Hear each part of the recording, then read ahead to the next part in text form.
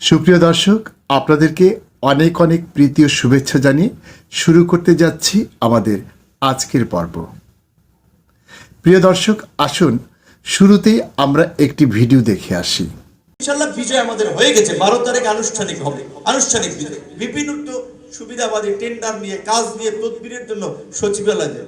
আমরা এমপি মন্ত্রী না হয়েও গত এক বছরে অন অ্যান অ্যাভারেজ 600 থেকে 650 কোটি টাকার কাজ নিশ্চিত করেছি। প্রিয় দর্শক, আপনারা দেখলেন ভিপি নুরুল হক নূর কতটা আত্মবিশ্বাস নিয়ে তিনি আগামী নির্বাচনে তার বিজয়ের বিষয়টি আমাদেরকে নিশ্চিত করছেন। একই সাথে তিনি তার সম্পর্কে যে ধরনের সমালোচনা হয় সেটিকে ব্যঙ্গ বিদ্রূপ করে বলছেন যে অনেকেই বলে ভিপি নূর তদবিরবাজ, তিনি তদবির করে নানান রকম কাজ করেন, এটিকে তিনি নিজের গর্ব হিসেবে দেখছেন এবং এই প্রসঙ্গে গর্ব ভরেই তিনি বলছেন যে বিগত সময়গুলোতে তিনি প্রায় 600 কোটি টাকার কাজ করিয়েছেন। প্রিয় দর্শক, আপনারা জানেন আমাদের বাংলাদেশের এই ধরনের কাজগুলো, তিনি যে কাজগুলোর কথা ইঙ্গিত করেছেন, কিভাবে হয়। একজন কন্ট্রাক্টরকে কাজ পাইয়ে দেওয়ার জন্য তার কাছ থেকে কি ধরনের পার্সেন্টেজ নেওয়া হয়। যদি বাংলাদেশ কোনো স্বর্গভূমি হয়ে গিয়ে না থাকে, তাহলে নুরুল হক নূর যে 600 কোটি টাকার কাজের কথা তিনি পাইয়ে দিয়েছেন বলে দাবি করেছেন, সেই কাজ থেকে তিনি কি পরিমাণ টাকা কামাই করেছেন তা নিশ্চয়ই আমাদের বুঝতে খুব একটা কষ্ট হওয়ার কথা নয়।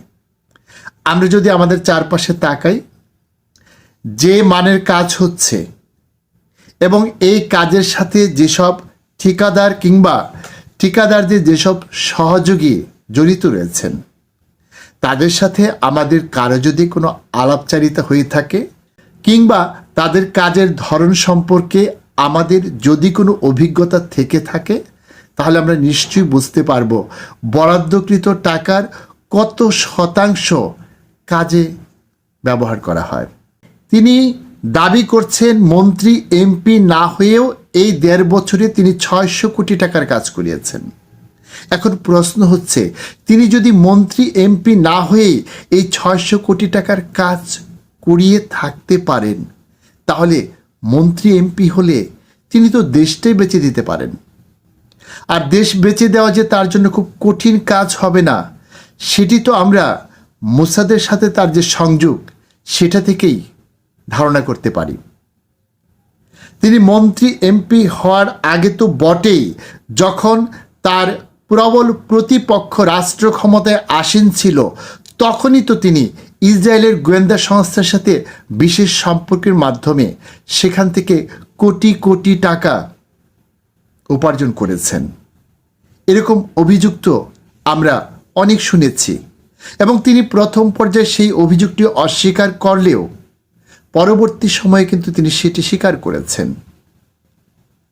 তাহলে এইরকম একটি পর্যায়ে থেকে যদি মানুষের গ্রহণযোগ্যতার বিষয়টিকে পুঁজি করে, অর্থাৎ নিজের জনপ্রিয়তাকে পুঁজি করে বিদেশি একটি গোয়েন্দা সংস্থার কাছ থেকে তিনি এভাবে টাকা নিতে পারেন কিংবা তাদের সাথে এভাবে সম্পর্ক গড়ে তুলতে পারেন, তাহলে তিনি যদি এদেশের এমপি বা মন্ত্রী হন, তাহলে তিনি যে রাষ্ট্রীয় স্বার্থ বিসর্জন দিয়ে অন্য দেশের কাছে বা অন্য দেশের এজেন্টের কাছে দেশের কিছু কিছু গুরুত্বপূর্ণ স্থাপনা বিক্রি করে দেবেন না, তার কি গ্যারান্টি আছে? তিনি হয়তো গর্ব ভরে এই কথাটি স্বীকার করেছেন, কিন্তু তার এই স্বীকারোক্তির মধ্য দিয়ে তার যে প্রবণতা, তিনি যে এখনই একজন দক্ষ তদবিরবাজ, সেটি কিন্তু তিনি প্রমাণ করেছেন। এবং একটি দেশ যখন এ ধরনের তদবিরবাজের খপ্পরে পড়ে, তখন সেই দেশের কি পরিস্থিতি হয়, প্রিয় দর্শক, নিশ্চয়ই সেটি আপনারা বুঝতে পারছেন। প্রিয় দর্শক, এরপরে নুরুল হক নূর কি বলেছেন, আসুন তা আমরা একটু শুনে আসি। অনেকেই বলে যে অনেকে আমাদের ভোট চায়, যে আমাদেরকে সেফটি দেবে, বিশেষ করে আওয়ামী লীগের লোকজনকে। তো বলে ভাই 15 মাস তো হেল্লোকে আমাকে মামলা দিছে, ঝামেলা করছে, বাজারে দোকানদারি করার জন্য টাকা দিয়ে তাদেরকে থাকতে হয়েছে, প্রোগ্রামের জন্য টাকা নিছে, তার লোকই নিছে, তাহলে সে তার মিডিয়া কথা তো আমরা এটা বুঝি।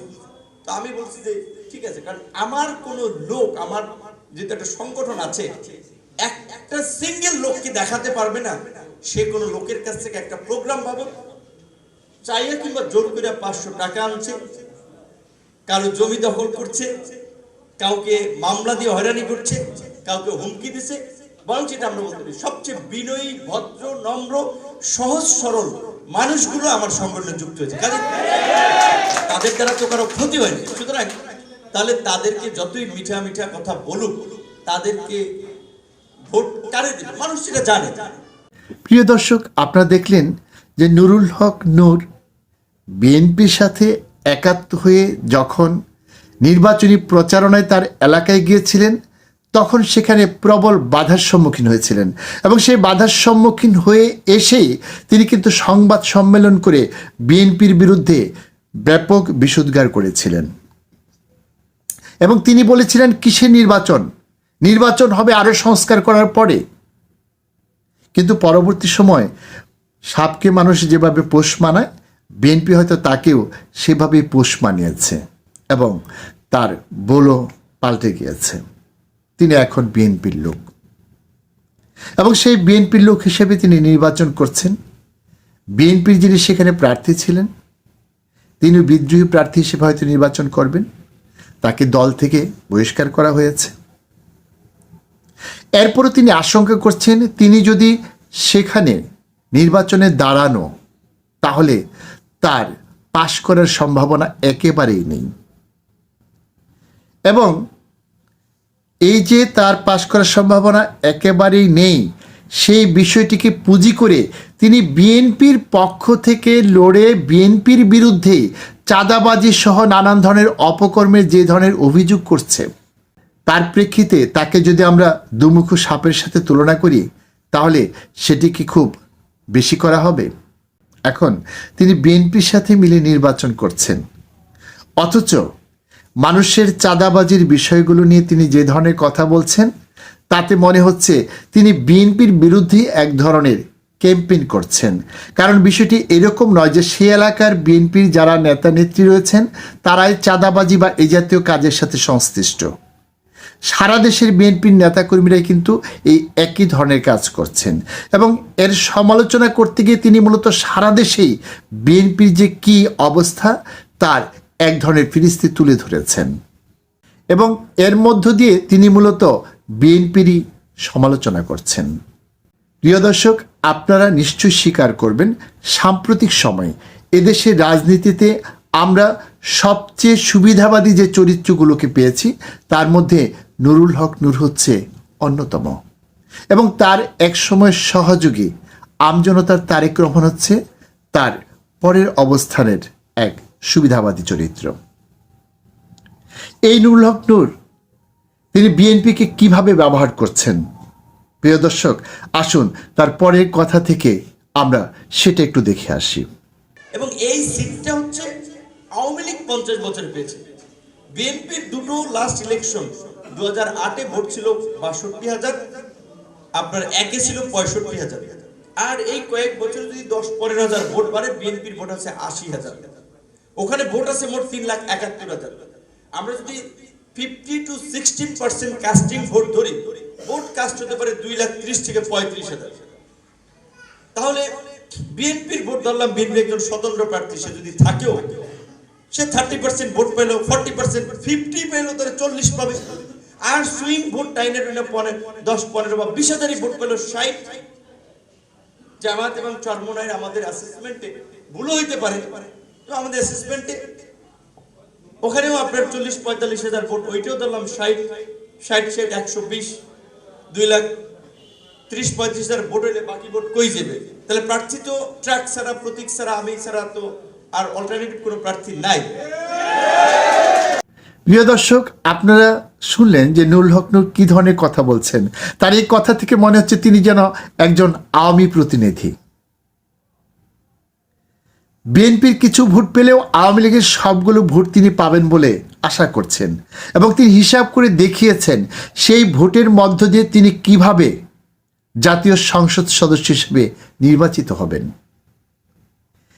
এই বিএনপির কোলে চড়ে নির্বাচন করে তিনি যেভাবে আওয়ামী লীগকে হাইলাইট করছেন, তিনি যেভাবে আওয়ামী লীগের প্রাধান্য তুলে ধরছেন, তিনি যেভাবে আওয়ামী লীগের গুণকীর্তন করছেন এবং সেই সংসদীয় আসনে আওয়ামী লীগের যে কত বড় শক্তিশালী অবস্থান সেটিকে তিনি যেভাবে প্রতিষ্ঠা করার চেষ্টা করছেন, তাতে কি মনে হয় না যে তিনি বিএনপির কুলে চড়ে সেখানেই পায়খানা প্রস্রাব করছেন? যদিও কথাগুলো শুনতে খারাপ শোনা যাবে, কিন্তু বাস্তবতা তো এরকমই। তিনি বিএনপির একজন বিদ্রোহী প্রার্থীর মধ্য দিয়ে মূলত সে এলাকার বিএনপিকে অপমান অপদস্থ করেছেন, তাদেরকে ছোট করেছেন, তাদেরকে হেয় করে নিজেকে বড় করার চেষ্টা করেছেন এবং তিনি ধরিয়ে নিয়েছেন আওয়ামী লীগের যত ভোট রয়েছে এটি যেন তার ভোট ব্যাংক। এবং এখানে তিনি সরাসরি না বললেও অত্যন্ত কৌশলের মধ্য দিয়ে তিনি এই কথাটি বলার চেষ্টা করেছেন যে বিএনপির নেতাকর্মীরা চাঁদাবাজ কিংবা সন্ত্রাসী হলেও তার কোনো কর্মী কিন্তু চাঁদাবাজ বা সন্ত্রাসী নয়, তারা অত্যন্ত বিনয়ী, ভদ্র, শিক্ষিত, মার্জিত। এবং তিনি যে বিশেষণগুলো তার নেতাকর্মীদের সম্পর্কে ব্যবহার করেছেন, মূলত তার বিপরীত পক্ষে তিনি যাদেরকে এখন ধরে নিয়েছেন, অর্থাৎ সেখানকার মাঠ পর্যায়ের যে বিএনপি নেতাকর্মী, তারা কিন্তু তার নেতারা যে স্বভাব চরিত্রের অধিকারী, ঠিক তার বিপরীত স্বভাব চরিত্রের অধিকারী হচ্ছে বিএনপির স্থানীয় নেতাকর্মীরা। এটি কি বিএনপিকে একভাবে অপমান করা নয়? তিনি তো এই ক্ষেত্রে কিছুটা হলেও সংযম দেখাতে পারতেন। তিনি যদি জেনেই থাকেন যে তিনি সেখানে নির্বাচিত হবেন, তাহলে এগুলো প্রকাশ্যে বলার দরকার কি ছিল? অন্তত পক্ষে বিএনপির সম্মান রক্ষার্থে তো তিনি এই ক্ষেত্রে নীরব থাকতে পারতেন কিংবা কথাগুলোকে অন্যভাবে বলতে পারতেন। কিন্তু তিনি কি সেটি করেছেন? তিনি নিজের আত্মগৌরবে এতটাই অহংকারী হয়ে উঠেছেন যে একই সাথে তিনি সেখানে তার বিজয়কে নিশ্চিত করছেন এবং অপরদিকে বিএনপি যদি কোনো বিদ্রোহী প্রার্থীকেও দাঁড় করায়, তিনি যে তার সাথে পরাজিত হবেন সেটির মধ্য দিয়ে মূলত তিনি বিএনপিকেও ছোট করছেন। প্রিয় দর্শক, সে তার সূক্ষ্ম অভিনয়ের মধ্য দিয়ে এদেশের সাধারণ মানুষের যে আবেগ অনুভূতিকে একসময় নিজের পক্ষে নিয়ে গিয়েছিলেন, সেটি কিন্তু অনেক দিন ধরে রেখেছিলেন। যতক্ষণ পর্যন্ত মোসাদের সাথে তার গোপন সংযোগের ঘটনাটি উন্মোচিত হয়নি, ততক্ষণ পর্যন্ত কিন্তু এদেশের মানুষ তাকে মনে প্রাণে ভালোবেসেছিল। অনেকে তাকে শ্রদ্ধা করত, সমীহ করত এবং দেশ বিদেশ থেকে অনেকেই তার দলের জন্য ফান্ড রাইজ করেছিল। অথচ তিনি কেলেঙ্কারিতে জড়িয়ে যখন সেটি আর গোপন রাখতে পারেননি, বাধ্য হয়ে তাকে স্বীকারোক্তি দিতে হয়েছে, সেদিন থেকেই কিন্তু তিনি সাধারণ মানুষের মন থেকে উঠে গেছেন। তারপরেও তিনি নানান সময় চেষ্টা করেছেন মানুষের কাছাকাছি যেতে। মানুষ হয়তো কিছুটা হলেও তাকে গ্রহণ করার চেষ্টা করেছে, কিন্তু পরবর্তী সময়ে যখনই তিনি সুবিধাজনক অবস্থা পেয়েছেন, সেখানেই ঝুলে পড়েছেন, তখন কিন্তু তার সুবিধাবাদী চরিত্রটি মানুষের কাছে একেবারেই উন্মুক্ত হয়ে যায় এবং তারপর থেকেই কেউ কিন্তু তাকে বিশ্বাস করে না।